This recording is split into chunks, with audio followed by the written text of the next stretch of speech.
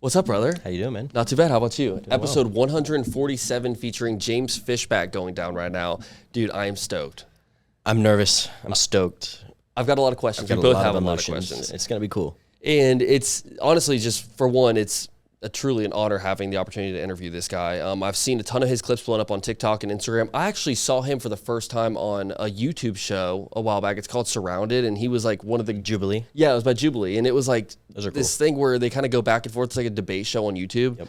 And I felt like his performance on there was really good, bro. And so when I saw him running for governor and I saw the clips, I was like, damn, like I know this guy, you know, and he's a great speaker. Majority of the things that he says, I do agree with. There's a couple things like in there where it's like, you know, I could go either way, but. And he's 5 years older than us, or 6, or he's not too much older than us, which is crazy. Oh, see, I didn't even know that. Yeah. Wow. Like 31, 32. He seems like he's older though. The way that he speaks and like carries himself, like Very he's professional, very well professional. spoken. He's got a lot of cool ideas, I'm interested to hear what more he has to say about for sure. Because, and just to preface, like this is not a political podcast, No. you know, not even close to being a political podcast. There's been so many things that happen with politics that we don't even bring up on this podcast because we're just strictly focused on, you know, we don't want to put ourselves in a box and make people think that, you know, we're one way or the other. In the end of the day, this is a guy that's running to be the governor of the state that me and you and our parents and, you know, families have grown up in. Exactly. And I absolutely love the state of Florida. Me and too. so this is a huge opportunity. It's a huge opportunity to interview any governor or anyone even running to be a governor. But just in the very least, I'm just, like you said, the nerves are high, but I'm also extremely excited to interview this guy, man. I feel like it's going to be an interesting take because if we did our own research and we watched the Tucker Carlson interview and stuff like that, and all those people are, in the industry and they have that knowledge. And I feel like we have an interesting take on this because we're not the most political people. Yeah. We don't have all of that knowledge. And I feel like we're going to ask the questions in a way that somebody that may not know who exactly they're voting for or, have all that, intel on politics and everything. Obviously, I can't even say it right because I don't, know things like that. But I'm very interested to ask the questions in a way that allow people to understand. And it's just, we need to know who we're voting for. Sure. Even if we were, whoever he's going against, we would still have him on. It's the opportunity to have, be able to interview and use our audience to allow them to share their ideas and what, they do. And that's the beautiful thing about having a podcast is you're able to have conversations with people that you agree with, that you don't agree with, and all the above. So I'm super interested. I'm excited. Yeah, we're going to definitely try to give you guys as neutral of a perspective with this guy as possible, because I do think there's a couple things that we maybe don't fully agree with him with, but there's a lot of things that he says that I do really like, and I'm just excited for the opportunity, man. I'm glad that you brought up the Tucker Carlson interview and some of those others, because we did do a bunch of research for this episode, obviously.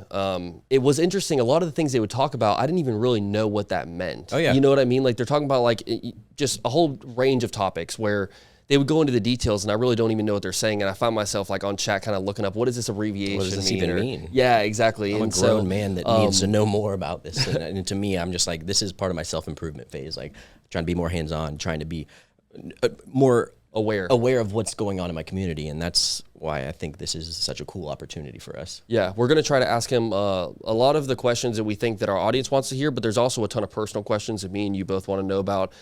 He's made some statements on other shows and, in articles and stuff that I've seen online where I find it to be a very interesting perspective, and couldn't be more excited to interview the guy today. So I don't really want to take a ton of time on this intro. I don't know how you feel about it, but yeah, I'm ready to jump into this thing, man. So ladies and gentlemen, episode 147 featuring James Fishback starts right now.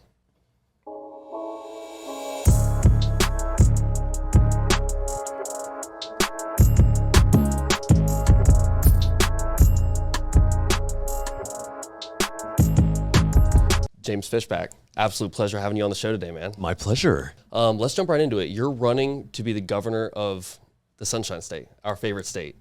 Why are you doing that? I am doing it because I think right now Florida needs someone who can tackle the two biggest issues facing the state. Number one is affordability. They say we're the best state in the country, but if the people who made it the best state in the country can no longer afford to live here, then are we really the best? And the second is conservation, the irresponsible, reckless development that is taking over large parts of our state in the name of AI data centers, shopping centers, the seventh Dollar General in the same zip code, more self-service car washes, more mini storage units, and whatever the heck a Five Below is. I'm still getting to the bottom of that. Yeah. Those are two really big issues, and I think they actually transcend the traditional Republican, Democrat, left-right divide. For me, it's not about left-right, it's about right-wrong, it's about good-evil. And I think it is evil to push people out of the state that they built. And that's a property tax thing, that is a property insurance thing, auto insurance. Our family's spending more to insure the car than we are on the car note every single month. That doesn't make any sense. Property insurance is out of this world. And so I think for me, it is those two issues. You know, I can't, as governor, I can't raise your family. You guys can do that. I can't cook your meals. What I can do is I can make it easier for you to afford those meals. I can make it easier for you to live and exist and thrive. And when it's all said and done, retire in the Sunshine State, a state that my family's known for 4 generations. I don't want to brag like Sydney Sweeney, but I've got good genes. If I win, I will be the 6th governor in my family. And so in many respects, it is genetic. I feel this genetic compulsion. But in all honesty, you know, I'm not a political guy. I have zero political experience. I've been a registered Republican since high school. I've always followed politics. I've always had a penchant for problem solving. And I think politics is not about performances. It's not about who can one-up or glory hound one another. It's about solving a problem. And that's what I bring as a business guy for the last 10 years. My investment firm, Azoria, deployed $40 million of capital last year alone, investing in businesses large and small, healthcare, fintech, all over the country, that were doing the crazy thing at the time, which was not using DEI, it was rejecting DEI and hiring people on what they brought to the table as opposed to the shade of melanin or who they slept with at night. 100%. And so I, you know, in full fairness, before I decided to run, I met with every single one of the major candidates. I met with Congressman Byron Donalds. I met with Lieutenant Governor Jay Collins. And I met with Speaker of the House Paul Renner. And I met with them first out of respect, but also if they had a vision for the state that was close enough to what I was doing, perhaps not perfect, but if there was enough overlap, there'd be no reason for me to run. I was running an investment firm. I don't need photographers outside of the house. I prefer sleeping in my own house as opposed to being at 7 different Holiday Inns over the last week. So my view has always been, it's not about who, it's about what. What vision for Florida do we want? Look, if you want AI data centers up and down I-10, up and down 295, up and down 9, your guy's Byron Donalds. He wants to build AI data centers. He wants to make us the AI financial capital of the world, whatever. My view is Florida citrus, bring it back. Florida ag, bring it back. Florida cattle, bring it back. Make it easier for young couples to buy a home, to raise a family. Make it easier to afford all the necessities in life. Shift the burden of Florida tolls away from Florida residents and to out-of-staters. And that means eliminating tolls for Florida residents and charging the tourists because they have the money. We have the best weather in the country. We have the best beaches in the country. Why not charge folks a little bit more so we can get a massive tax break? And then the last thing I'll say to this is, I'm number 2 in the polls now. I went from 2% to 23% because we have an incredible team and we've just been showing up. 43 counties already visited in 13 weeks. Wow. We've done our statewide Waffle House tour we were just talking about before we went on air. Yeah. Talking about meeting people where they are. I think Floridians, we deserve a governor that we can see, talk to, and even not break bread with, but break patty melt with. Yeah. and just talk. And I'm not, you know, I'm a staunch conservative. I'm staunchly pro-life, staunchly pro First Amendment, Second Amendment. My political influences are Teddy Roosevelt, Pat Buchanan, at times Donald Trump, depending on the day of the week. Yeah. I sternly oppose this war with Iran. I think it's reckless. Really? I think there's no reason to be involved in that part of the world, even though they hate us. I think a lot of people hate us. Why do you feel like we shouldn't be involved? Well, I think we don't have a legitimate reason to be involved. Iran is not a threat. You know, they say that Iran chants death to America. Yeah, Iran has been chanting death to America for the last 50 years, and I could name at least 36 countries that chant death to America with regularity, but we're not bombing them today. If you would have said 5 days ago that the reason why we got dragged into this war with Iran was Israel, you'd have been called a conspiracy theorist. And then Secretary of State Marco Rubio 2 days ago sat in the Capitol and took questions and literally said, the reason we got involved in this war is because of Israel. Yeah. And so my view is really simple. You can love Israel, you can hate Israel, and anything in between. But Americans should never die for Israel. Yeah, you've definitely ran a big on the America First thing, which I love too. I think most Americans do. We shouldn't be fighting wars for other countries. Simple. Let's focus on our home base a little bit. And I think that that's one thing. There's so many like clips that have popped up for you that have stood out to me because they're so much different than what all the other candidates are saying, especially Byron Donalds. You guys are, you're both Republicans, but you're so different in so many ways.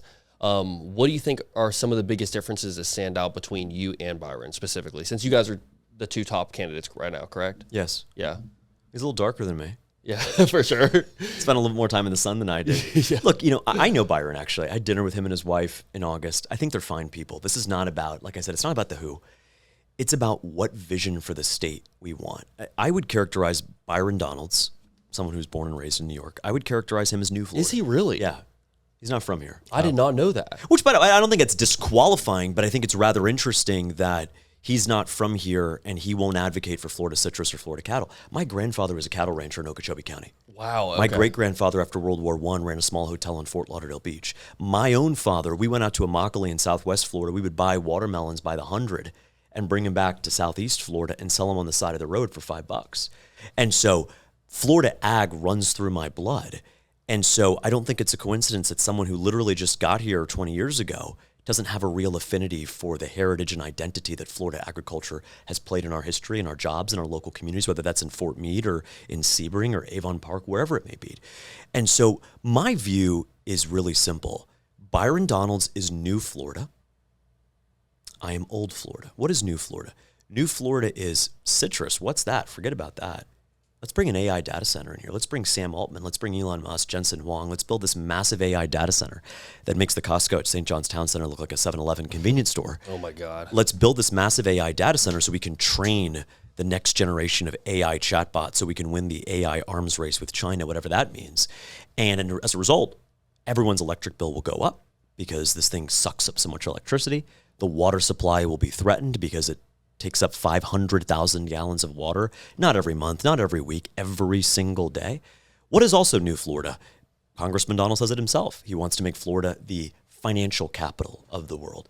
When I was growing up, and you guys too, you'll know that, Wall Street historically played a role in financing American prosperity and greatness, putting together loans to build bridges or to finance farms or next season's yield, whatever the case is. Now, it's not financing that Wall Street does, it's financialization that Wall Street does. Think Polymarket, Kalshi, sports betting, all of these financial products, buy now, pay later. You can literally, in the same way that you finance a car, you can finance your Amazon grocery order. You can finance your DoorDash delivery. No joke. Wow. And so my view is the financialization has to end. You want to get to the root problem of why people can't afford things, get to the root problem. But, the Trump administration had this idea of the 50-year mortgage. And I think it came from genuine, this is the past summer, it came from a genuine frustration of affordability. But guess what? If you want to solve housing affordability, you don't stretch out the debt payments by another 20 years. That's crazy. It's a 50-year mortgage. Right. I really call it the 50 years of usury. Oh, yeah. And for me, usury it's not just wrong. It is biblically immoral to rake somebody over the coals like that for 50 years. Yeah.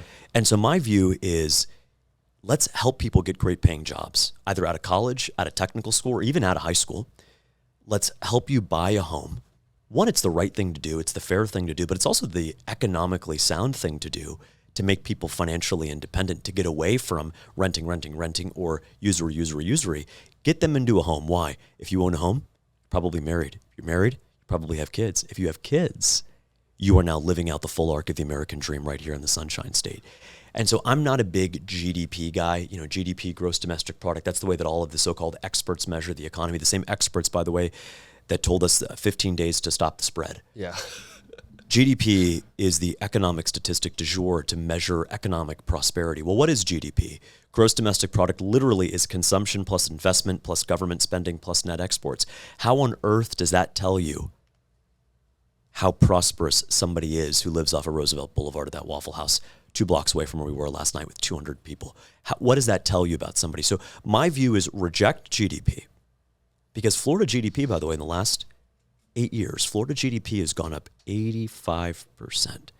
And the people in Tallahassee will jump up and down with glee.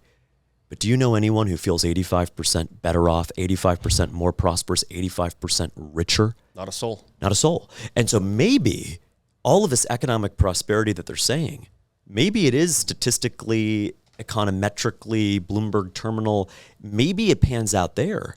But there's the map and there's the territory. The map says we're right on track. But you actually deviate and say, look, well, looking at the actual on the ground, it doesn't say that we're doing very well at all. And so my view is everything is downstream of your ability to have a job, own a home, raise a family, and retire. Everything is downstream of that. Stress, divorce, family, fun time, tourism, everything. And so if we can get to that place where you are economically self-sufficient, where you don't depend on the government, where you can work a job and get a dignified market wage, you work 40 hours a week and not rely on welfare, that's going to be a really good place to get back to as a state. 100%, man. And I love what you were saying earlier about how meeting people where they are. The Waffle House tour, it's such a genius concept that you came up with it. But another thing that you did where you were meeting younger women where they are. There we go.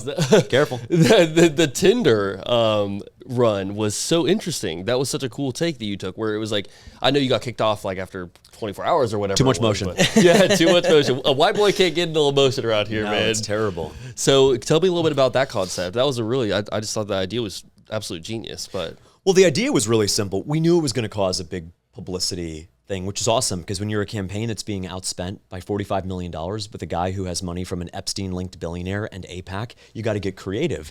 And so we said, well, let's meet young women where they are.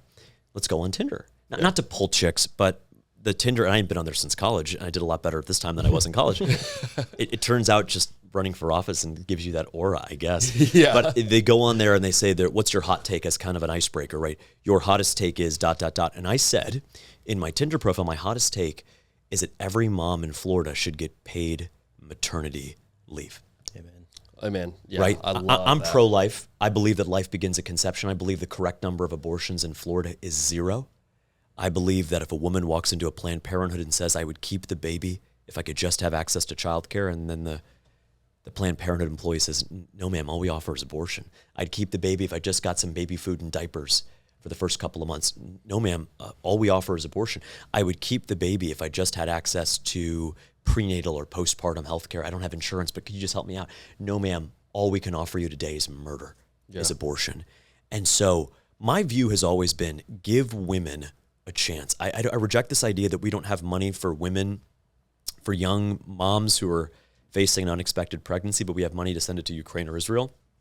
Bring that money, invest it at home. And my view too is when it comes to being pro-life, yes, life begins at conception. Life begins there. But the pro-life movement doesn't end rather at the moment of birth. If you're a mom and you give birth on Friday night, you shouldn't be expected to go to work on Monday morning.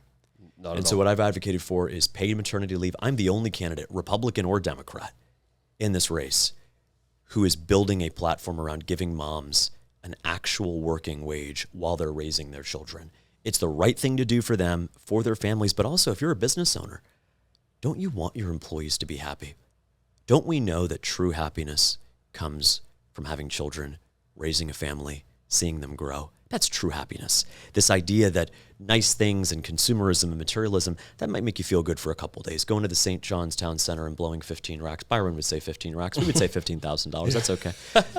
But that doesn't bring us genuine long-term happiness and joy. Having children, raising children does. And I think as a state, we should work with our business community, small and large, to make sure that moms actually get maternity leave, that they're paid for it, not necessarily every single penny, not for a year, but there has to be some compromise there. And I'm willing to work with anybody, especially my friends on the left, to get this done. I tell you, I got a lot of heat from this, almost exclusively from Republicans. Really? Because they're pro-life when it comes to changing the law, but they're not pro-life when it comes to supporting moms who need that support after they've given birth to a beautiful child. That is horrendous. That's crazy. I didn't realize it was like that. I thought you would have gotten most of the heat from the left. No, the Democrats have actually been supportive. And that's why I've said, look, I've said that so much of what we're facing is a two-party issue. I don't think we can vote our way out of this if the average Republican and the average Democrat continue to represent themselves in the average election. We need bold candidates. I think in the Republican Party, that's people like Thomas Massey. I sure as heck don't agree with him on everything. But the Democrat Party, I think that's probably people, I'm not the biggest fan of Zoran, but I think the future of the Democratic Party are people like Zoran, people like Ro Khanna, people who are willing to deviate and actually agree with Republicans. Say what you want about Zoran Mamdani. He has met with President Trump, and he's working to find solutions to the common good of that city, which I believe he genuinely cares about. I got a lot of flack this past weekend because I agreed with Vice President Kamala Harris's statement that the war in Iran was reckless. Agreeing with a Democrat as a Republican is not betrayal. It doesn't make you a traitor. It makes you an American. I'm allowed to agree with my cousin who's a crazy, oftentimes insufferable liberal who lives in Melbourne. I'm allowed to agree with her. I'm allowed to agree, and Democrats are allowed to agree with Republicans. We need to get back to this idea as a country that we can agree and even disagree with the other side without getting blackballed or ghosted or canceled by our friends and family. 100%. I love that you said that, man, because we've experienced that in minor ways with this show. You make like a simple little comment, and so many people are so sensitive to certain things nowadays. And I've always stood on the belief that we can have different opinions and still eat at the same table. That's exactly right. One thing that you did mention was eliminating tolls for Florida residents. Yes. I thought this was so interesting because, we've all accidentally driven through a toll, especially once you get to Orlando and stuff like that. You know what I mean? And sometimes it feels like, it feels crazy that, especially the people in Orlando, like you can buy, you can buy a Sun Pass or something and go through them, but how would you eliminate tolls for Florida residents? Is that something you can do by like executive order or something like that? To work with the legislature to do it, but let's start with the premise first and foremost that the toll roads are already paid for. We've already paid for them. And so the whole premise of a toll road is to collect revenue to pay for the road. If the road's already paid for, then why are you still collecting revenue? Florida residents are already taxed to death. And I mean literally in the formal way, but also in the informal way, whether it's property insurance, auto insurance, etc. Crazy idea. The single mom that I met in Lake County 3 weeks ago who's on the verge of tears telling me, I wish I could spend an extra 30 minutes with my kids by taking the toll roads to get home early to tuck them in, but I can't because I don't have the money for the tolls. Now, less of an issue up here in Northeast Florida, but guess what? When you guys travel, when you go to the Panhandle, when you go down to Orlando, when you get on the Turnpike, you're going to pay the tolls. Yeah, exactly. And so it's one of those things where it's not the biggest issue in the world, but if you're the average Floridian who lives in some of these toll zones, you could easily spend $40 or $50 a month. And so my view is you got 100 million unique tourists that come to Florida every single year. 100 million. They could be here for a weekend, 2 weekends. They could even be here for 3 or 6 months. There are snowbirds that go to Amelia Island, wherever. Yeah.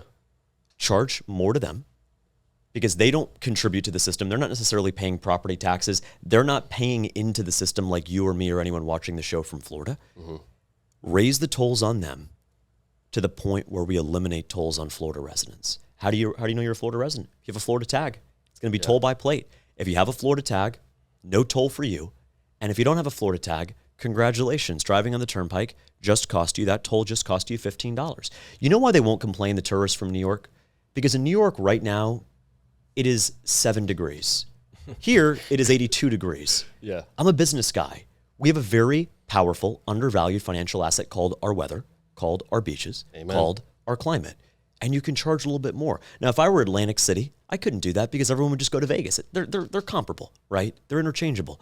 But Florida has the best weather, the best beaches, the best everything, especially for out-of-staters, that we have what's called pricing power. There's price inelasticity. Econ 101. I go back to my business career, and I really use that to think about it.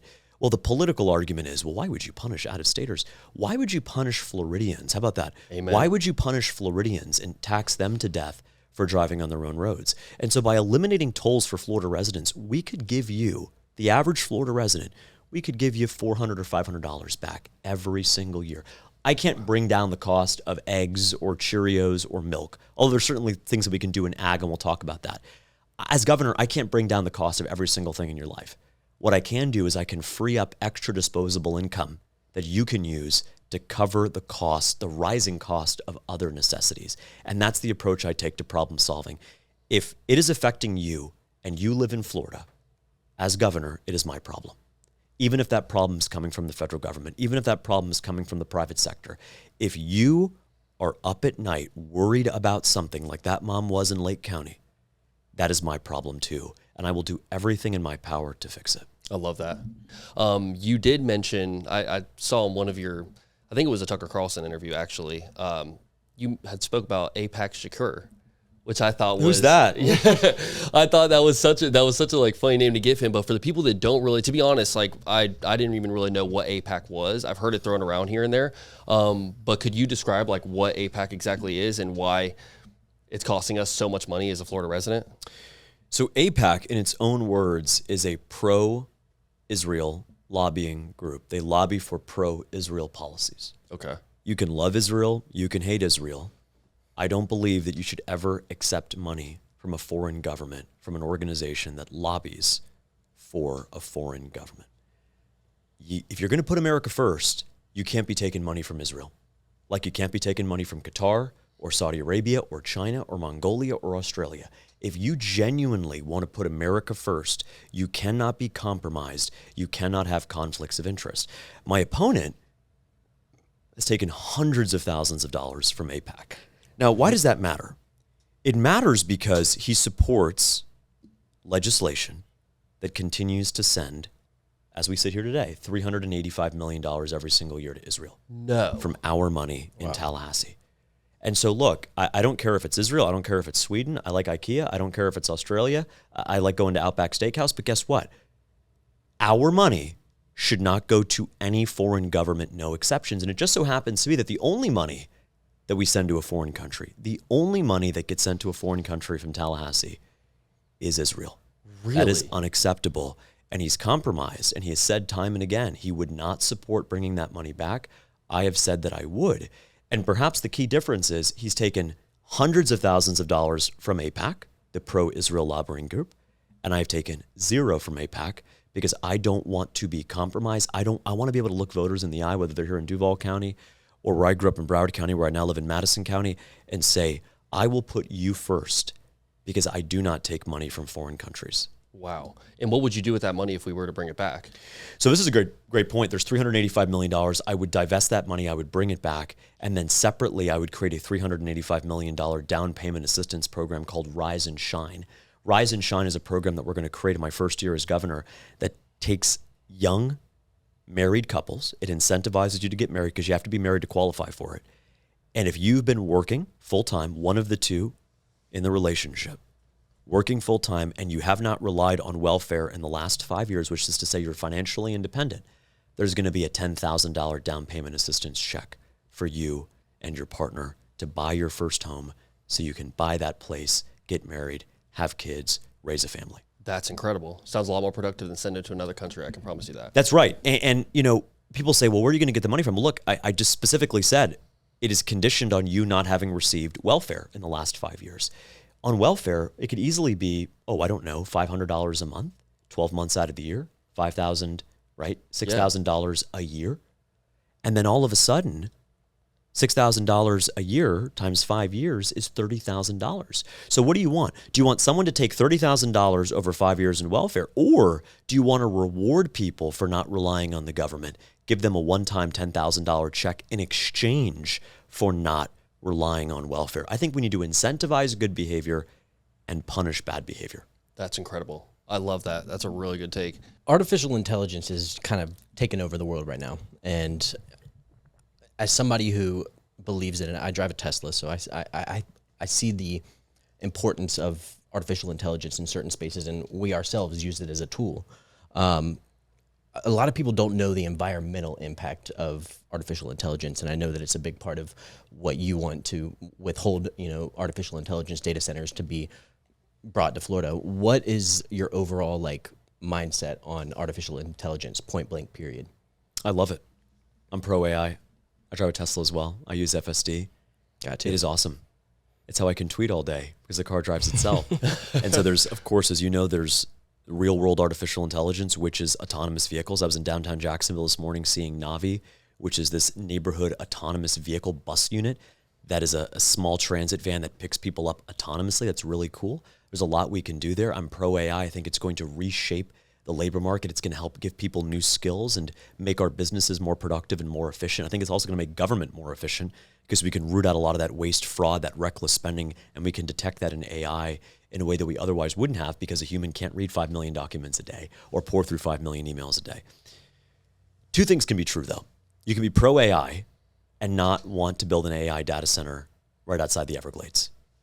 Be pro-AI, but not want to build a massive AI data center right outside of a residential community that will drive up everyone's electric bills by 30, 40, 50% and suck up 500,000 gallons of water. We're going through a historic drought right now here in Florida. 1,000 acres as we speak is on fire right now in the Everglades, just north of Collier County, with 0% containment. And so you have to balance everything out. Thomas Sowell, my favorite economist, said that there are no solutions in politics, there are trade-offs. And what trade-offs are you willing to accept? Yes, I'm pro ChatGPT and Claude and Grok and Tesla FSD, but I think that as it stands right now, AI data centers, the way they drive up local electricity prices, and we should never have local communities shoulder the burden of private businesses and their electricity usage and also the water usage. That's not something we can entertain as a state until we get everything under wrap. And so, again, two things can be true. You can support Florida space. You can support SpaceX and Blue Origin and also say Blue Origin should not be able to dump poison in the Indian River Lagoon. And so everything within limits, everything in moderation.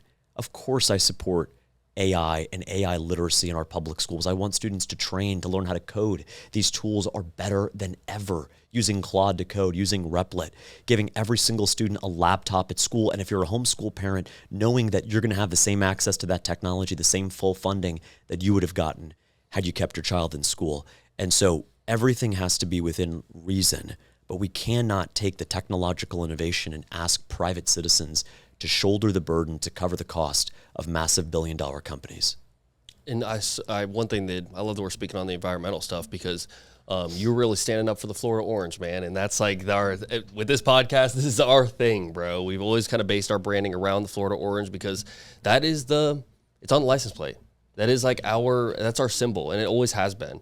And you can see the decline in citrus in the state of Florida, and it's one of the saddest things that has happened to the state, to be honest. And I saw that you put a proposal out there to solve the issue of greening. And I would like for you to explain this to me a little bit better because I tried to do some of my own research on it, but I couldn't really get as clear of an answer as I wanted of how it applies to citrus. Absolutely. Peak citrus season was 2005, 224 million boxes of citrus. The most recent one had 14 million boxes of citrus. So we're down 90%. That's just a statistic. When you go to Fort Meade and you see a community that once relied on citrus, you go to Frostproof in southern Polk County and you see a community that once relied on citrus. You see vacant homes. What was once a small neighborhood grocery store has now been taken over by a Dollar General. What was once a local movie theater is now a vacant hall. It's not just what citrus did to the identity and heritage of our state. It's what it did to the jobs, to the local businesses and local industry that supported it as a result. And so why are we in this position? Well, there's the ultimate cause and there's the proximate cause. The proximate cause is the straw that broke the camel's back. The ultimate cause is why was there so much on the camel's back in the first place? The straw that broke the camel's back of Florida citrus was this outbreak of greening that quite literally did come from China, much like COVID. It came from China, it spread, and what it did was it totally decimated citrus here in Florida. There is a cure to greening. We haven't been able to find it yet, but there's a way to create a new strand of citrus that will be able to stand and be impervious to greening. If you do that, you can potentially bring about a $50 billion citrus industry in Florida. The proximate cause is greening. The ultimate cause is that Republicans and Democrats in Tallahassee have given up on Florida citrus. The energy that they use to talk about AI, to talk about development, where is that same energy, that same oomph to talk about Florida citrus? And I believe there is a cure for greening. Am I going to solve it? No. Is someone in Florida going to solve it? Maybe, maybe not. Here's a solution. If citrus can be worth $50 billion, the state of Florida should create a $1 billion cash prize to any scientist in the world, even if they're from Iran, even if they're from North Korea, any scientist in the world that can crack citrus greening, have 2 successful back-to-back harvests, will be paid $1 billion cash. Show me the incentive. Show me the reward. I will show you the outcome. I can't sit here with certainty and tell you that we can bring back Florida citrus. What I can tell you is I will do whatever it takes, and I will spend whatever is necessary to bring back an industry. If we pay $1 billion to bring back a $50 billion industry, that sounds like a really good investment. We're buying a $50 bill for $1. Good deal. I'm a business guy. I want a good deal. Let's create a national, worldwide cash prize. Solve citrus greening, get $1 billion. That's how we can revive so many of these small towns. For citrus sake, for the growers' sake, for orange juice in Florida, the best orange juice in the world comes from Florida, not Amen. Brazil. Amen. For our identity as a state, but also for the thousands, tens of thousands of citrus growers and citrus jobs and all the other jobs like the local diner and bookstore that depended on Florida citrus communities like those in Fort Meade, like those in Sebring and Avon Park, and I'm fighting to bring them back. Hayden, grab your shovel and your gardening gloves, brother, because we're about to go. We got a new job now, boy. Ooh, $1 billion. Speaking of green, I come from a cannabis background, and I worked for. When you say that were you born under a hemp tree, or well, what? I actually worked under the biggest company that does cannabis here in Florida. What is your stance on legalization? Because I know when DeSantis was running and stuff, there was a time when I was working in the industry that we believed that it was going to be legal at some point when the ballots closed and everything, and here we are. What's your stance on legalization? My stance is that I don't support recreational marijuana. I don't support easy access to marijuana in the same way I don't support easy access to a lot of things. And for me, this was not reading a paper. This was going to New York, going to DC, going to San Francisco, and seeing what marijuana recreational use has done to those cities. People are smoking blunts outside of churches, outside of bus stops, the entire city, and all of the other ancillary things that it invites. Now, with that being said, I believe that if you're someone who relies on marijuana for its limited healing properties, you should absolutely be allowed to use it, and I protect your right to do that. You're someone who came back from the war in Iraq and you suffer from PTSD and marijuana helps you, by all means. If you're someone who has late-stage cancer and needs marijuana to build up your appetite to eat so you don't become a cadaver, I support and will protect your right to do that. And if you're someone who relies on marijuana for pain management and you want to say no to big pharma, I will always protect your right to do that. But I don't support 15, 16, 17-year-olds vaping one day and then smoking a blunt the next day. I don't support people being arrested for having a dime bag. I think there's real criminal justice reforms that have to be done and have been done in Florida. And I would never support criminalizing the possession of marijuana unless it were for distribution and being a literal drug dealer. But my view is really simple. If you want to get high on life. I like that. And again, it's a trade-off. It's, again, well, TrueLeaf might lose a lot of money, and they've built out this network of marijuana dispensaries. Quite literally, TrueLeaf's entire business, 70% of all of their dispensaries are in Florida. So the entire company's solvency depends on recreational marijuana becoming legal in Florida. Oh my gosh, our business, all the jobs, great. That doesn't do anything. Getting rid of slavery was actually economically disastrous for the South, but we put up our big boy pants and said moral repugnancy and enslaving millions of people is actually wrong, and we're going to be against that. And so once again, it's a trade-off. TrueLeaf's profit margins or young people and their ability to stay focused and not be dependent on anything. I don't want young people to be dependent on anything. If there's some kid out there who's drinking 12 Monsters a day, I don't want that. If there's a kid out there who's drinking 2 liters of Pepsi a day, I don't want that. I don't want any dependency on any substance that is not natural. And what marijuana has done for a lot of young people is it's not just created dependency on that drug, but it's now documented that it's become a gateway drug. Because guess what? The same person that will sell you that marijuana, the same person in the same culture that embraces and celebrates and venerates and elevates marijuana is the same culture that will venerate other drugs. And next thing you know, someone's popping a Percocet, not even a real one, a counterfeit one that's pressed with fentanyl. And that's a whole separate issue. Yeah, you definitely see a lot of that happening. Like, I mean, Sad. anyone that's going to sit here and argue that weed isn't a gateway drug, just go ahead and the door's that way. Well, and I just think it's one of those things that's common sense. There's all these studies. This new study shows that weed is not a gateway drug. That's like saying, and I'm not against violent video games. In fact, I dabble with them on my own.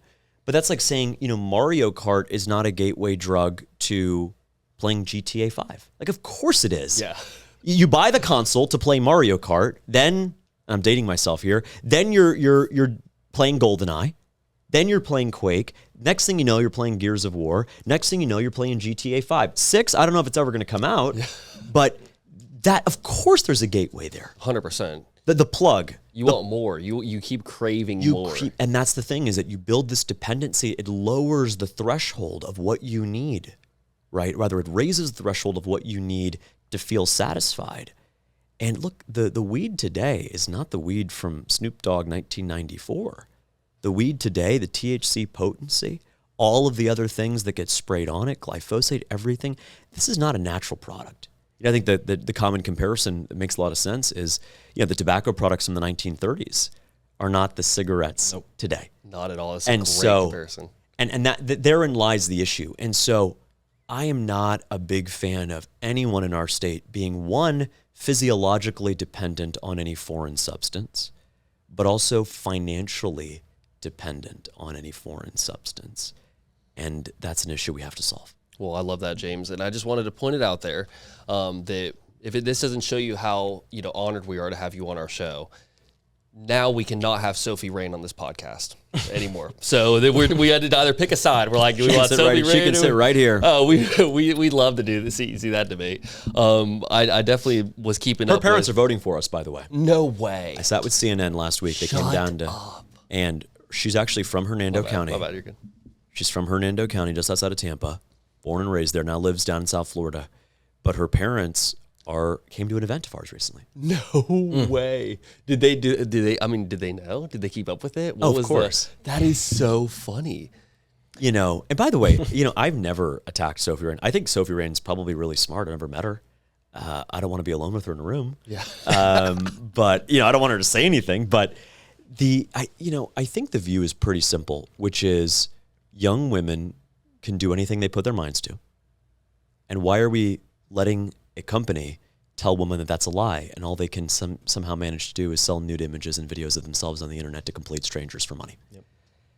Not too long ago, when I was growing up, nobody knew a porn star. Like, I can't think of a single person that I grew up with who was a porn star or ever did any kind of adult content. Now, I think we all know somebody who's on OnlyFans or one degree of separation. Probably had one on this podcast. Yeah. Oh, where'd she sit? Who knows? I need the wipes. They were clean. We disinfected. We disinfect. Very good. That's so funny. But you never know. I mean, shoot, nowadays it's like it's so accessible and so many people see the success that other creators have on OnlyFans, and it almost makes people feel like it's an actual career choice. You know what I mean? Like, it's not. And I've got 3 sisters, and I've got probably now that I think about it, it's like so much more women in my family, especially on my mom's side, that I couldn't imagine. Like, I couldn't imagine ever having a member of my family go in to do something like this. I think it's horrendous, just like how you are. And I thought that it was interesting when you had brought up that you would tax Sophie Rain or anyone that does OnlyFans content. Was it specifically just Sophie Rain, or was it all OnlyFans creators? Any and all OnlyFans content will be taxed at 50% in Florida. Wow. As governor. And the reason why is, if there's something that's not good, I think we can all agree that young men consuming the content of young women who are nude is wrong. And I'm not going to single out the women. I'm going to call out the men too. Grow up, go outside, read your Bible, go to church, settle down, have a real relationship. Enough, pardon my language, enough with the gooning, okay? Actually detach yourself from the sin that is lust and pornography and actually have a real relationship. Now, does the rise of OnlyFans and the widespread proliferation of adult content, and, growing up, there's the old joke, the old excuse, if your parents caught you watching porn, it was like, it was a pop-up. It was never a pop-up. Quite literally now, when you're scrolling through Instagram, there are OnlyFans models who are advertising their content.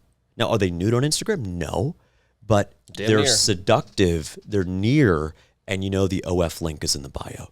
And so it's become impossible, I think, for young men in the state to avoid the allure, the lust, the draw of pornography. That's why I'm off of Snapchat. That's literally the discovery page. It's everywhere. It's everywhere. Yeah, it's gotten so out of hand, bro. Everywhere. And Sophie Rain is a perfect example of that. Sophie Rain is a megastar. She's known. She gets picked up in the news all the time. name an adult porn star who was picked up commonly in the New York Times and CNN 15, 20 years ago. Because it's become so normalized. And so I want Sophie Rain to do something valuable, something productive, and I want the people who are watching her content and wasting their good hard-earned money to do something valuable and productive. That's why I'm going to tax it at 50%. Now, Sophie Rain has choice words for me. That's fine. If she wants to keep running her mouth, it's going to be 100% just for her. But, you know, my view is ask anybody in the state, Republican or Democrat, Christian, Muslim, or Jew, whether they live in a rural area or an urban one. Ask them this simple question. Is Florida better off for being the OnlyFans capital of the world? Everyone will say no. And then if you start with that universal truth that Florida is worse off for having young 20, 21-year-old girls selling their bodies on the internet and young 20, 21-year-old men consuming, oftentimes being addicted to that content, if we all agree that that's bad, then why aren't we doing anything about it? Now, would I love to ban pornography and ban OnlyFans in our state? Absolutely. But the way that the First Amendment is written and more importantly interpreted by the modern day courts, that would be struck down as a violation of free speech. So again, I'm a problem solver. I'm not here to write strongly worded letters. I'm not here to pass things that otherwise would get struck down very quickly by the courts. I am here to attack the problem at its source. And I believe that the proliferation and the exploitation and the commodification of young, vulnerable women on the internet. You know, if you're a young woman and you can't afford your rent, and that's why you're on OnlyFans, you deserve a government that's going to help you pay the rent. If you're a young woman, a young mom who's got 2 kids at home, and you can't afford groceries or can't afford their childcare, and that's why you're on OnlyFans, I'm never going to shame you. I'm never going to attack you. I'm going to meet you where you are as governor. But it's time to cut it out. It's time to absolutely cut it out. And then once we give folks that off-ramp, it's going to be 50%. You know, people say it's a choice. No, it's not, actually. That's like saying, you know, I can't pay my mortgage, therefore I'm going to sell my kidney. It's my choice. I'm going to sell my kidney. No. That's the illusion of choice. You are backed into the corner. You are trapped, as so many young women in our state are trapped into the slavery, into the repugnancy and the moral degeneracy of online sex trafficking. And that's what OnlyFans is. And so, again, is the state better off for OnlyFans, yes or no? And lastly, if OnlyFans, for the folks who do, perhaps maybe 5 or 10% of the population who would say, oh yeah, Florida's better off for it. If Florida doubled the number of OnlyFans creators tomorrow, if the number of women who are on OnlyFans selling nudes of themselves doubled tomorrow, would the state be better off? That's how I challenge people. I'm not going to have this big debate about OnlyFans and Sophie Rain because it becomes a feminist debate. And the problem is that toxic feminism is part of the reason we're in this situation. The idea of sexual liberation, the idea that as a woman, sleeping with as many people as possible, having a high body count is somehow valuable. I was on Fresh and Fit. I had the misfortune of being on Fresh and Fit. It was actually kind of fun. Yeah, that was it. That was an interesting one. Yeah, it was fun, but look, I respect Myron. I certainly have many disagreements with him. I think he goes overboard sometimes on certain things. But when Myron was sitting there and saying, you know, for girls need to have a 0 body count, but guys, if you have a 300 body count, you're a G. No. Being a G, being a good guy or a good girl is saving yourself for a real relationship called marriage. That is what being a good steward, a good Christian, a good American is. And I think our sex ed here in Florida, they talk about woke this, woke that. Yeah, I think a lot of things are woke. What I think is unacceptable is we say chapter 1 of our sex ed education is abstinence, and then chapter 2 is how to apply lubricant. You can't credibly say wait till marriage and say, oh, if you don't want to wait, here's how you put it in. Here's my sex ed curriculum. I'll save the state $100 million. I'll write it myself, a little chat GPT in the car. Your body is a temple. Amen. Wait for marriage. Settle down. Stay away from pornography and lust, and you will be happy. End of story. End of sex ed. Go back to math class. 100%. We watched the gentleman ask you after your press conference. I have a lot of pilot friends, and this was so random, by the way. I never so random. This guy was very nice. This was in Pensacola. Well, why don't you give the background and I'll give you that. Well, I watched him and he asked a lot about the aviation and with FAA and people being on strike and the whole aviation industry as a whole. What you had an interesting, remark, and I can't recall it right off the top of my head, but what was your response, and do you have more to say on that question when he asked you? Well, the aviation question I got is without a doubt the most interesting question I've gotten on the campaign trail. And so the background here is we did an event at a large church in Pensacola, a couple hundred people there, and a guy comes up to me with these Meta Ray-Bans, which are awesome. And he asked me, what will you do for aviation in Florida? And right off the bat, I said, I haven't thought a lot about this, but if you give me a couple of weeks, I'll get back to you. And then I actually thought about it for the next 10 seconds and just kind of got back to him. And I said, everything with aviation is going to be downstream of, do we even have an aviation industry? You can't fix aviation unless you're willing to revive aviation, unless you're willing to actually bring more air travel to Florida. You can't fix aviation without saying there should be more air travel in Florida. It's like saying, how are you going to fix rail if you're not willing to put more trains on the railroad long term? How are you going to fix hunger if you're not willing to produce more food for people to consume? And so what I said was, and it was a very niche answer, our state feels very disconnected, actually. It feels like we have at least 6 or 7 different states. Miami does not feel like it's connected to Jacksonville. Jacksonville does not feel like it's connected to Pensacola. Pensacola does not feel like it's connected to Key West. Fun fact, by the way, the drive from Pensacola to Chicago is longer than the drive from Pensacola to Key West. No way. Wow. 20 minutes longer. No, that is. I mean, it makes sense actually. 15 hours. Anyone that's driven Wow. from here, that is crazy to think about. So that's unreal. Oh yeah. And so that's the issue. And so how do we better connect our state? Well, if you want to fly from Pensacola to Jacksonville, no nonstop flight. Jacksonville to Miami, 1 nonstop flight. Jacksonville to Orlando, no nonstop flight. Orlando to Key West, again, very, very limited nonstop flights. You want to fly from Jacksonville to Pensacola for a business deal because you own a new business out there or you want to start a new business, you can have a layover for 2 hours in Atlanta or in Charlotte. Oh my God, yeah. So it's so true. my view with aviation, again, I'm a business guy.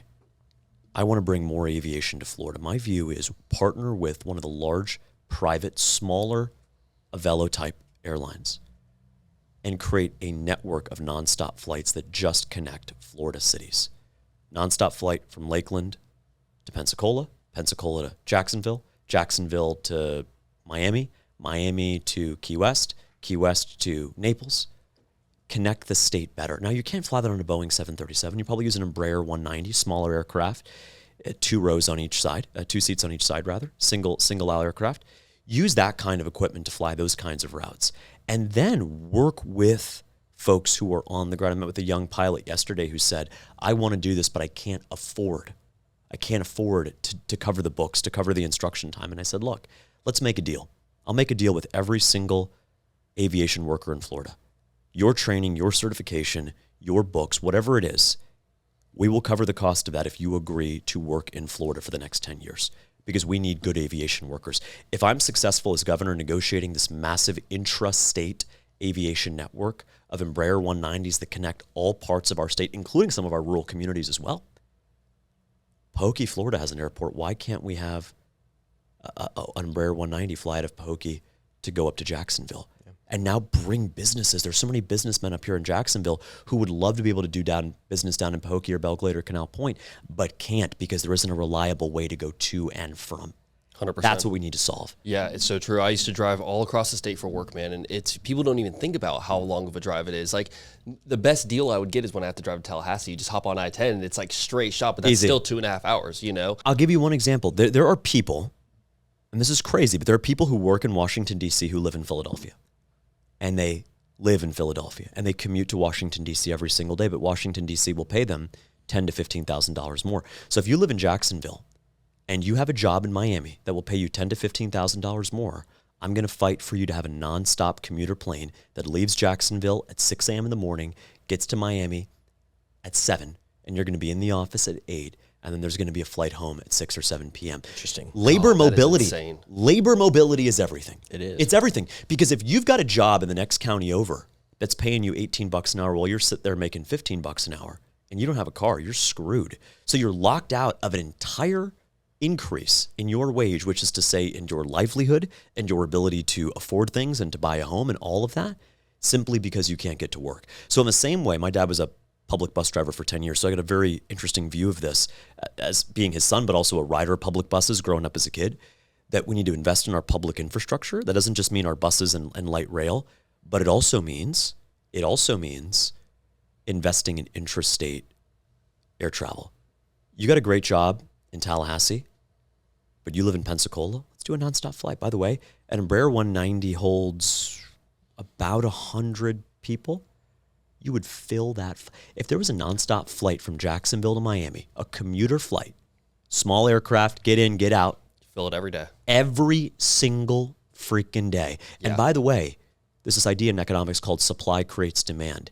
Merely bringing that flight on the market would create new demand that otherwise we didn't even know existed. It's going to bring tourism. It's going to better connect the state, better connect business owners and operators who want to open a new franchise in other parts of a state, but can't drive 5 hours on a whim to go check on this new location in Panama City or in Mariana or in Shipley. Let's connect the forgotten parts of Florida, the forgotten coast. Let's connect 30A with A1A. Let's connect Southern US 1 down in the Keys with North Florida.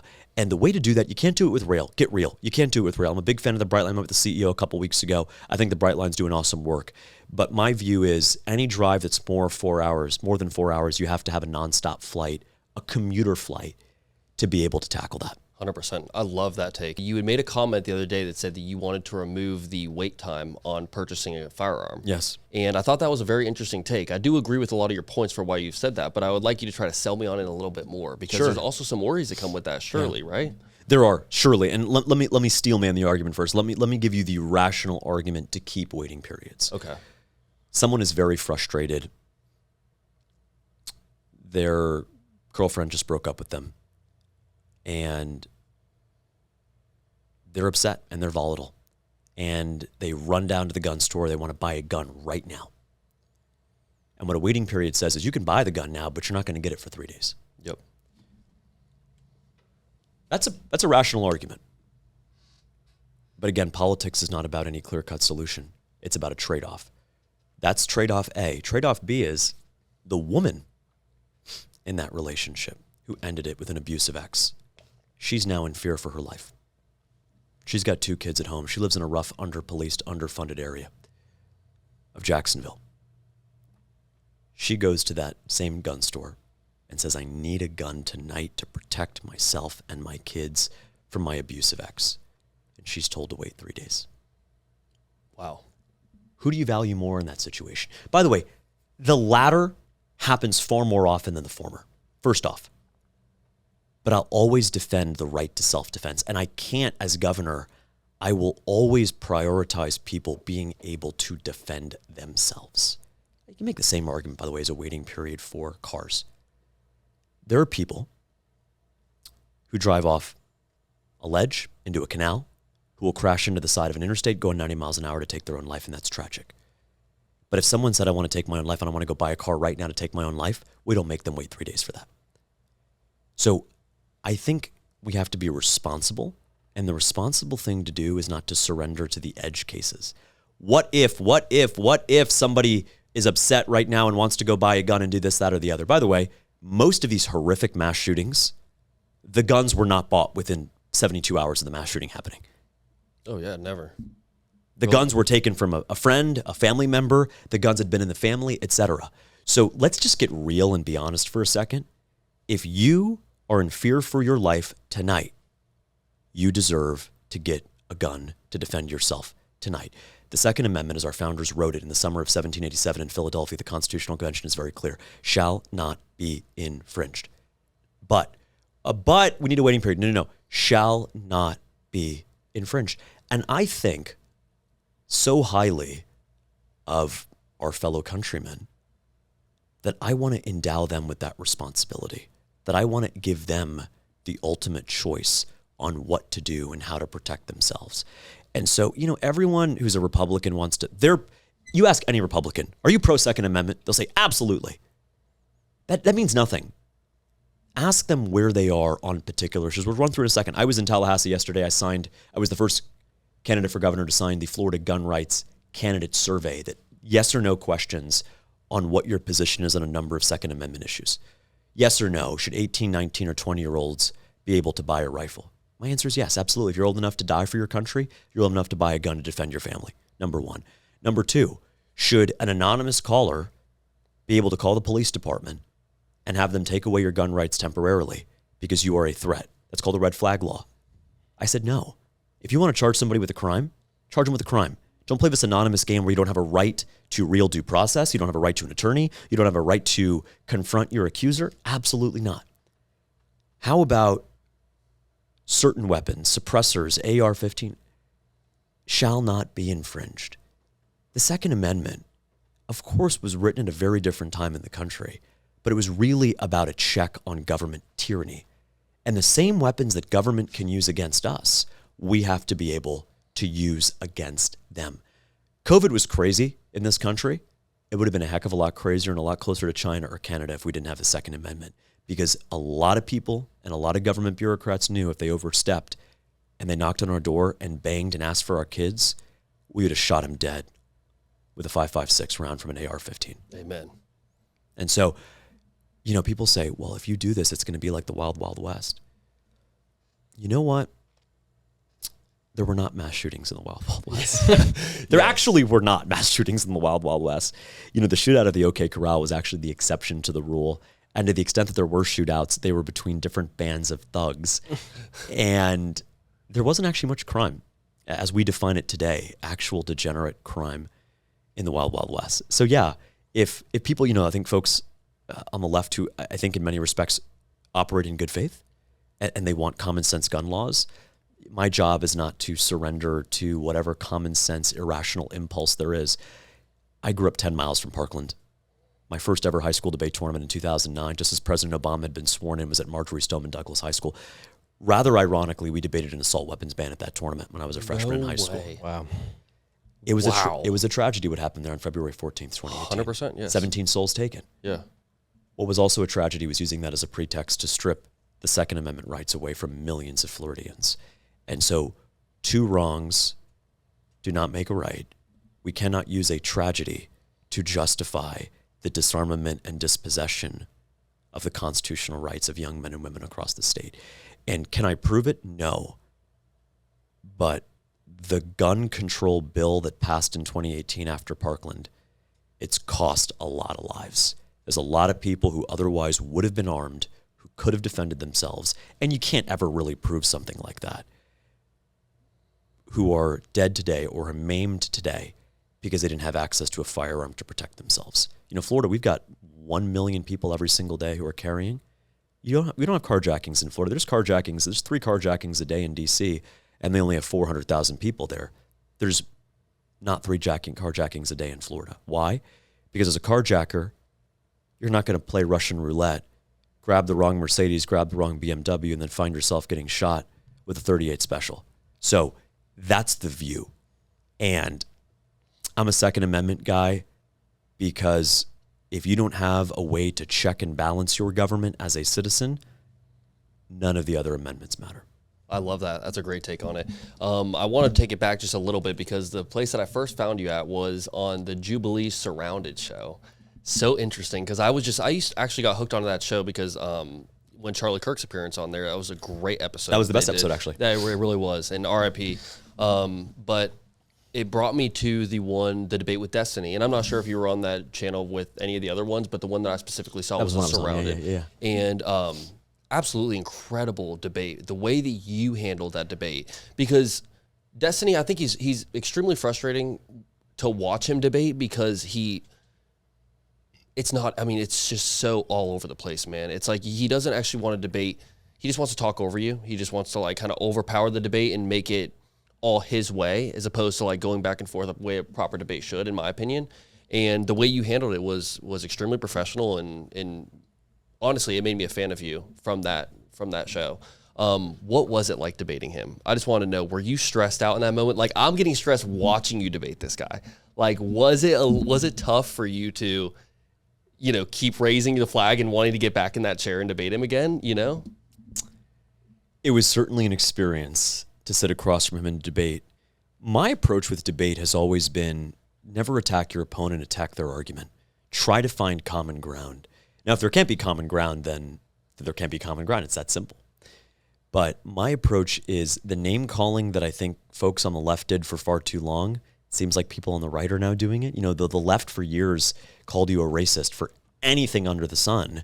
And now the right will call you an anti-Semite for saying we don't want to die for Israel. We don't want to send our tax money to fund what's happening in Gaza. And so that experience was really interesting because I was a high school debater. I was a national champion actually my junior year. High school debate totally changed my life. I was a shy kid with a really bad stutter, and it turns out going to a high school debate tournament every other weekend for 4 years straight will straighten you out pretty quick. Yeah, I'm sure.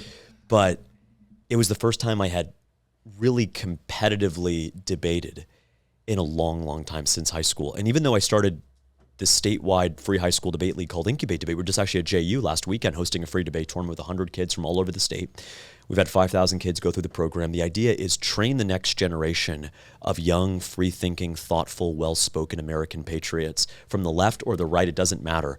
You should be able to come, state your position, defend it with conviction. And if you're wrong, have your slice of humble pie and recognize that we cannot get to truth without humility, without being wrong, and without the radical idea of free speech and open debate. And so, speaking of debate, July 21st, I'm so excited. I have formally accepted the debate from Fox in Tampa Bay for a live, commercial-free, televised debate with Congressman Byron Donalds. I'm so excited for this. I know that all of us in the studio are very excited for this debate, man, because you actually went to go and ask Byron some questions at one of his events, and they kicked you out, correct? Yeah, he kicked me out. Yeah. So didn't take a single question for you, correct? He didn't take any correct. questions And by the way, I was in town. I was literally 10 minutes away. We did a massive event at Seed to Table. Alfie Oaks has done an incredible job with that business. It's an amazing grocery store, the best ribeye I've ever had. They've got restaurants, they've got wine, they got awesome. So we did a massive event there, the largest political event they've ever had because they're kind of a political ground zero for conservative politics in Southwest Florida. Mm-hmm. And so the next morning, somebody at the event said, hey, tomorrow morning, Congressman Donalds is going to be at FGCU, Florida Gulf Coast University in Fort Myers. I said, should I go? And the whole crowd said, oh, absolutely, you should go. And so this is an event that he had advertised for the last 2 weeks, and he had 50 people inside. This is an event that we had advertised 12 hours beforehand on Instagram, and we had 150 people outside. And I said, look, I haven't been to FGCU yet. I'm making it a point to visit every single one of our public colleges and universities in Florida. And so I was already in the neighborhood. Let's knock off the FGCU thing. As I was out there speaking, taking questions, talking about student loans, talking about being able to get a job right out of a public university, home ownership, et cetera, Congressman Donalds was saying, if Fishback has something he wants to say to me, he can come and say it to my face. And until then, you're nothing. And I said, someone showed me as it was happening, showed me the video. And I said, all right, well, Cap, all right, I'll go in there right now. Say yes. No, but seriously. And it's like, it wasn't me trying to run up. He quite literally challenged me. He said, if Fishback wants to say something to my face, verbatim, wants to say something to my face, he can say it to my face. Otherwise, he's nothing. Well, we walked in there to ask him a question and to confront him in a very respectful way. And he threatened to have us arrested because I'm a big threat, whatever. Look, many things can be said about me, but being a physical threat to others has never been one of them. So whatever, and I own up to that. It's just what it is. Yeah. But he's very conceited. And I can tell you just personally, having spent time with him, I think he certainly has some interesting ideas, but he's like the Andrew Cuomo of Florida. He thinks he has this in the bag. Amen. And if you saw the numbers that we pulled at Waffle House on Roosevelt yesterday, what we did at Queens Harbor, we had over 200 people there. More people were standing than sitting. It's insanely humbling, and we are not stopping for a second. Full speed ahead. We're going to visit every single one of our 67 counties between now and Election Day. Show up, ask tough questions, be asked tough questions, give honest answers. You may not agree with me on everything, that's fine. But I think come August 18th, we're going to pull off a electoral victory that is going to shock the country. 100%. Yeah, I love that. It's a great take. I'm excited for July 21st, man. It's July 21st, yes. Correct? Yeah, hey, let's do a watch party, boys. How about that? Let's do it. Yeah, exactly. Can we go? Seriously, that'd be that's such an awesome thing that's happening, because whenever I've kind of seen the clips happening where it's like, he does avoid a lot of that stuff, and I'm glad for it to, let's see, who's really got it and who's the real winner of this, Yes. I want to bring Colin in for a question. Do you have anything else, Hayden, real quick, that you want to get everything through? Okay, cool. Our producer, Colin, he has a couple good questions, and, he was kind of saying it a little bit before you showed up, and I was like, Colin, you have to come ask this question because, It's an incredible. It's an incredible one. While we've been sitting here, I've drafted up a few. I have one local. Pull the microphone towards you just a little bit. There, perfect. Yeah. Yeah, here we I go. have a local, I have a state, and then I have a federal question. Hoping you can answer all three of them. Sure. I do a lot for the alcohol and bar industry in Jacksonville. I've been a guest on OG sessions before, talking about what I do and whether it's event planning, marketing. I try to find the good in alcohol, and it always tends to bring people together. I've met a lot of good people just by sitting at the bar. A big problem I face in Jacksonville Beach specifically is I would like to be a bar owner one day. However, the church has bought up the remaining liquor licenses in town. I'm a Christian. I believe the church should play a staple in our community. But why is one business allowed to buy a license to control the state of another business if they're not going to utilize it properly? Which church did this? I can tell you when we're off air. Okay. Yeah. Was it one single institution? Yeah. They currently own 4 liquor licenses. And they're not using them? Correct. That seems really weird.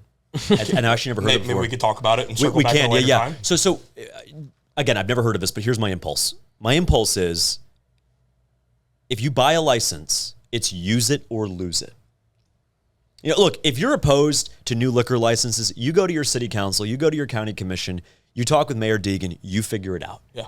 But the idea of hoarding, which is what that is, the idea of hoarding something, the easiest way to solve this is say the liquor license must be assigned to a brick and mortar bar or restaurant within 18 months of acquisition, or it is surrendered. That's the solution. And we can, by the way, we can preempt that and do it at the state level and not even have to defer to the local government to do it. But that's my view. Now, am I someone who is a big drinker? No. Do I occasionally take a mojito? Absolutely. But my view is let private business do what private business does best, so long as it is responsible. So long. And by the way, if that church, and I applaud any church that's willing to step up and provide counseling, provide services for folks who are reliant on alcohol in that way, who need that support system, I welcome that. What I don't welcome is anyone, by the way, anyone buying up licenses to anything and permanently taking them off the market. I'll give you just one example. You live in a single family area and you don't like neighbors. Yeah. So you're going to buy up every single home within 1/10 of a mile of your house and never let anyone live there. I don't think you should be able to do that. I agree. Right? And so I think it's the same impulse. And so not knowing anything about this church or these bars or haven't spent much time on Jacksonville Beach, my impulse is alcohol is part of American life and culture and spirit. Obviously, everything within moderation. But if a church or any organization has a problem, offer your services, but don't hoard a private business's ability to, one, serve its customers, and also have people on the payroll who can earn a living and do right by their community. Love that. My second question, I'll move to a state level, bringing it back to the OnlyFans, tax, the sin tax, I believe is what you've deemed it. I do believe and agree with you that someone should be taxed and the creators to an extent. But I think one way you stop a lot of this money going into OnlyFans is by taxing the consumer. I agree. Is that something that you'd be open to discussing? I would be absolutely open to discussing that. I think it creates a bigger impact financially, specifically by taxing Sophie Rain's 50 million followers as opposed to her directly. That's I agree. a really good point, actually. Damn, good job. It would have to be really, really steep. But I agree with the impulse. You know, my initial impulse is start with the creator, because if you think about it this way, if you kick the creator off the platform, there's no content to be consumed, first and foremost, right? If you kick the creator out of Florida, if Sophie Rain wants to go to New York, you still have Florida residents that are still that's correct. putting money in her pocket. That's exactly right. And so, honestly, it would be too naive for me to sit here and game out if A, then B, if B, then C, if C, then Right. D. I'm a business guy, so I'm going to, if this, then that, I'm going to react as the circumstances. Sure. If the first iteration of the OnlyFans syntax is successful in taking, let's say, 30 to 40% of the content creators, we're going to evaluate what happens then. If it isn't as successful, we're going to keep pushing. And I think it can't be a 50% tax. It has to be something that's so steep. I don't know what OnlyFans charges for Sophie Rain. I've never bothered to look. I think she's rather mid, but I digress, is whatever it is, maybe it's $10 a month. I don't think going from 10 to 15 is actually a game changer. I would quite literally tax it at 300 or 400%. Make it go from 10 to 40. Yeah. Go from 10 to 40. And then use that money to support our public school teachers, to support young men who feel trapped into the addiction of online pornography. Right. Use that to support. That is what I would do. And I think in the same way that we've got to be honest about the role that women are playing in this, we have to also be honest about men. There's a supply and demand. The woman wouldn't be creating it if the men weren't demanding it. Also, the men wouldn't be demanding it, the women. So it does go both ways. But 100%. I'm not sitting here and attacking one group or the other. In fact, I'm not attacking anybody. I'm just attacking the platform for what it is, and that's exploiting and objectifying women. Cool. Amen. And my last and final question is the last couple Republican campaigns, whether it's at a state, local, national level, the sales pitch that Republicans are always telling us is affordability, right? We're going to get back to where we were 10 years ago, and things are going to be cheaper, and we're going to drive down costs. But we also live in a country that supports free market capitalism, where if Nick wants to sell me a house, it could be a 1-1 studio in the middle of nowhere. If he wants to list it for $500,000 and I want to buy it, then how does the government step in and force that home to be cheaper and more available for other people to purchase? Well, the government can't force the sale of home prices and cannot set the sale of property transactions. What we can do is we can look at the underlying conditions that drive up home prices. Wall Street, in my opinion, has absolutely no business being in the single-family housing market. I don't think that Blackstone has a license to buy tens of thousands of homes all over Florida, not to fix them up, not to renovate them for families, but to quite literally remove them from the housing stock forever. And then own the space and turn us into a country of renters. And so that's part of the reason. My parents bought their first home in 1996 down in Broward, where I grew up in Davie. They paid $104,000. They bid against 2 other families. Now you're going to pay $500,000, and you're going to bid not against other families. You're going to bid against hedge funds and private equity and Blackstone and BlackRock and Airbnb and foreign nationals. And so my belief is that single family homes are for families. They're not from foreign nationals to have a vacation home from Ukraine or from Russia. They are not for an Airbnb motel to open up next door, and they're not for short-term rentals, and they're sure as heck not for Blackstone and BlackRock to develop a real estate portfolio to the tunes of billions of dollars. And so what I would start with the housing issue is, people say, well, how do you bring down home prices? I don't know that you can actually quite literally bring them down. I think you can bring down the overall cost of home ownership, which isn't just the home, by the way. The home becomes a white elephant. You buy the home and wait, I thought I bought the home. Here comes the property tax bill. Here comes the property insurance. Here comes the HOA. Those are things that we can tackle at the state level. And then lastly, the number one thing is affordability comes back to income. Yeah. If the price of everything in the economy doubled tomorrow, we'd be pissed. But if the price of everything in the economy doubled tomorrow and our take-home pay, our salary tripled, we wouldn't be so mad about it. Exactly. We'd be okay. So the issue isn't just that prices have gone up, up, up.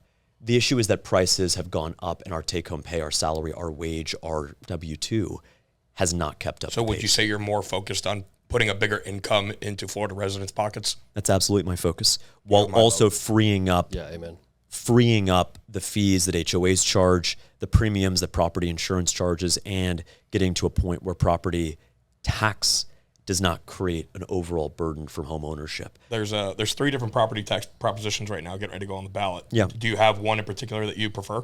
I don't support any of them. Okay. The only property tax plan that I support is my own, which I'll be formally unveiling in the next 2 weeks, which is not property tax reform, not property tax relief, property tax elimination. Not for everybody, not for snowbirds, not if you own a second or third home on Amelia Island or in Captiva or on 30A. Property tax for Florida residents, number 1, for their primary home, number 2, up to $1 million. That's it. I love that. That's it. Love that. And by the way, what about wealthy people?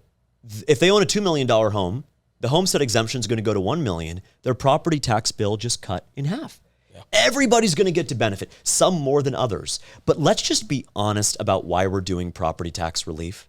We're not doing it so a billionaire who lives in Ponte Vedra can have some extra money at the end of the year. Yep. We're doing it so families in Orange Park, the mom who works at the Waffle House off of Roosevelt Boulevard, we're doing it so she can have an extra $5,000, $6,000, $7,000, $10,000 at the end of the year.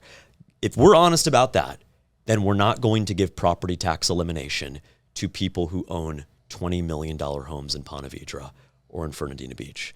And the second we're honest about that, I don't think we can survive losing that much revenue.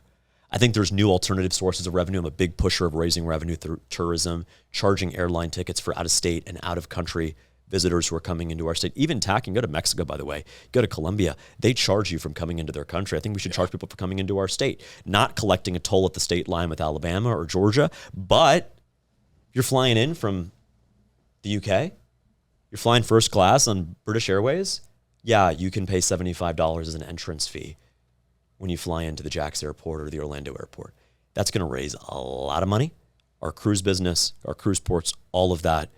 And my view is,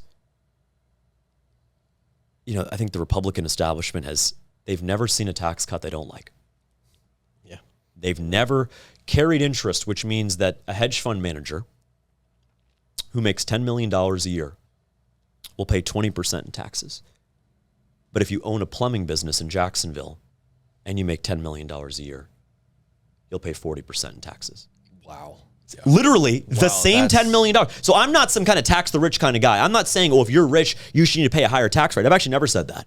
What I've said is your tax rate should not depend on your type of business. You're a plumber, you run an HVAC business, and you got $10 million of profit, you will pay the same taxes as a hedge fund manager, not a dollar more. And I say this as someone who worked at a hedge fund. I say this as someone who made a lot of money at a hedge fund and blew it. But I say it because I think we have to be honest about free markets for a second. We don't have a free market. No. We do not have capitalism. We literally do not have capitalism. We have a mix of probably 80% corporatism, 10% capitalism, and depending on the day of the week and the jurisdiction, 10% socialism. That is what we have. If you want to cut hair in Florida, if you're a young black boy, and you want to cut hair in Florida, and you say, look, I'm out of work, I need to make $500 a week.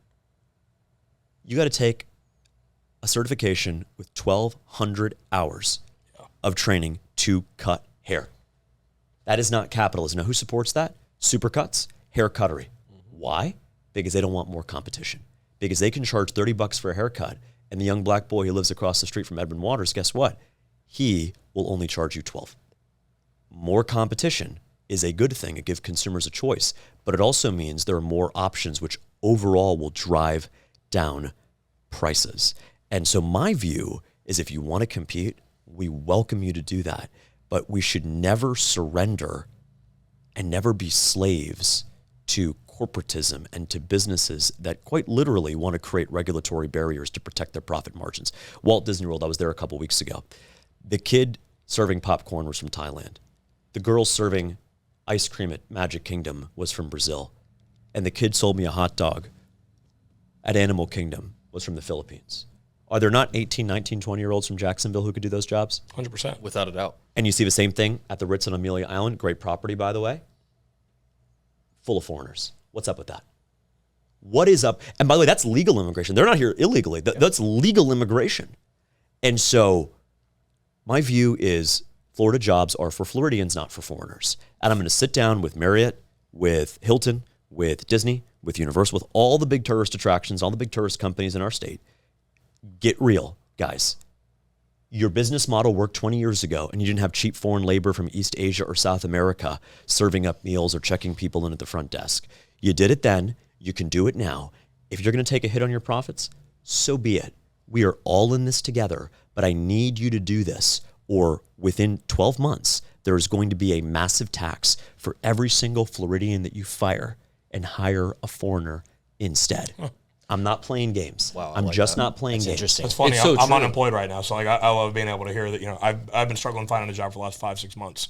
So I love hearing your stance on bringing jobs back to Florida. Yeah, that is huge. And people say bring back jobs. So how do you do that?